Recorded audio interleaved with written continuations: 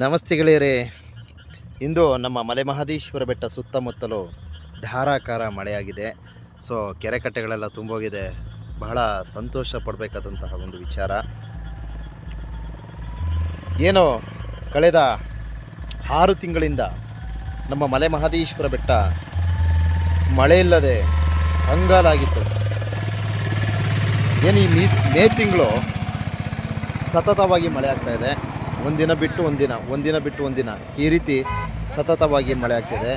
ಮಲೆ ಮಹದೇಶ್ವರರು ನಮ್ಮ ಭಾಗವಾಗಿರ್ತಕ್ಕಂಥ ಜನರ ಸಂಕಷ್ಟಗಳು ಮತ್ತು ಪ್ರಾಣಿ ಪಕ್ಷಿ ಸಂಕುಲದ ಸಂಕಷ್ಟಗಳು ಹಾಗೆ ಪರಿಸರದ ಸಂಕಷ್ಟಗಳನ್ನು ಆಲಿಸಿದ್ದಾರೆ ಅಂತ ಹೇಳೋದಕ್ಕೆ ಬಯಸ್ತೀನಿ. ಹಾಗೆ ನಮ್ಮ ಕರ್ನಾಟಕದಾದ್ಯಂತ ಎಲ್ಲ ಕಡೆಯಲ್ಲೂ ಸಹ ಮಳೆ ಆಗ್ತಾ ಇದೆ. ಭಗವಂತನ ಆಶೀರ್ವಾದ ಹೀಗೆ ಇರಲಿ ಅಂತ ಬೇಡ್ಕೊಳ್ತೀನಿ. ಧನ್ಯವಾದಗಳು. ಉಗೇ ಮಹದೇಶ್ವರ.